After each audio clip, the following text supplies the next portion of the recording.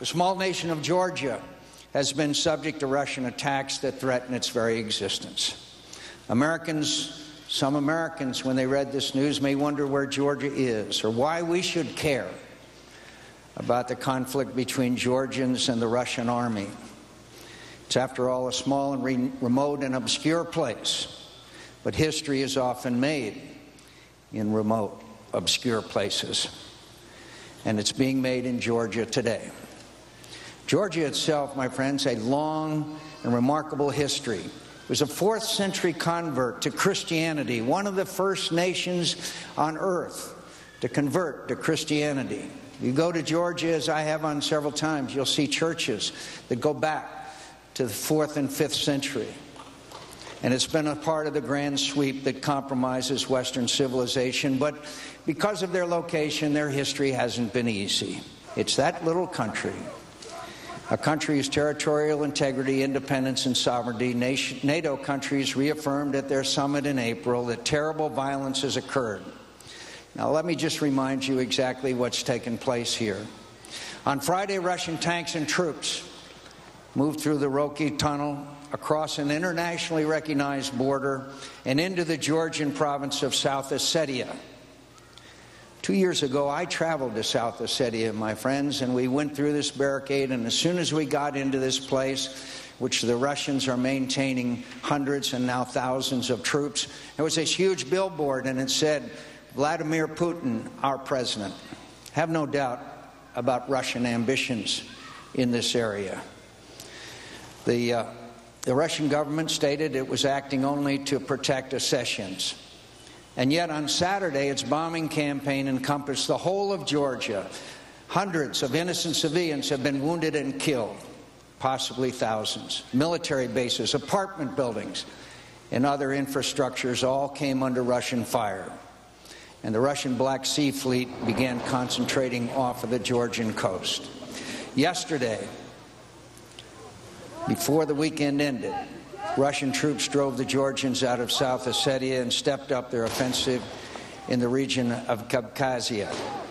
Abkhazia is another area that the Russians have controlled in violation of Georgian territorial integrity. And Georgia asked for a ceasefire, and Russia responded by bombing the Tbilisi airport. Yesterday, Russian troops advanced on one city after another.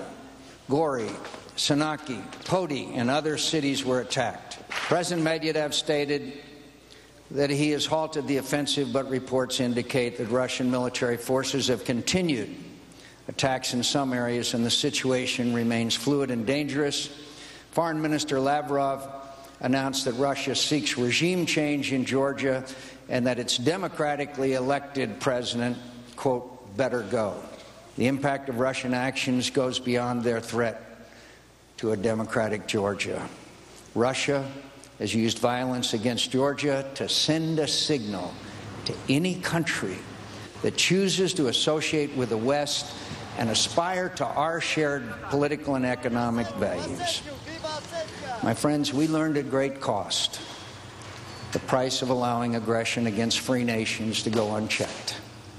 With our allies, we must stand in united purpose to persuade the Russian government to withdraw its troops from Georgia. There must be an independent international peacekeeping force in the separatist regions, and we should ensure that humanitarian aid can be airlifted to Georgia's capital and stand ready to help our Georgian partners put their country back together.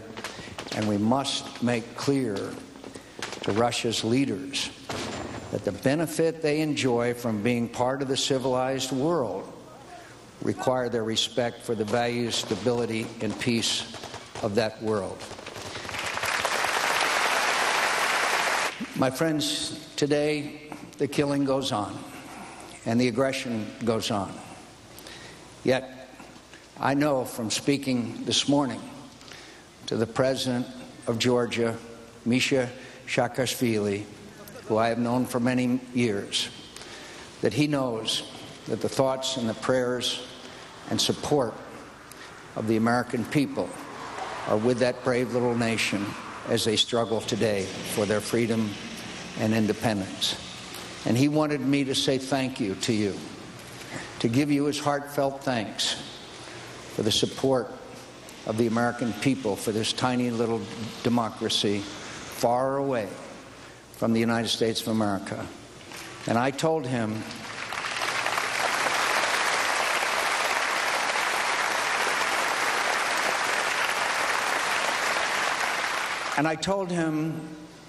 that I know I speak for every American when I say to him, today we are all Georgians.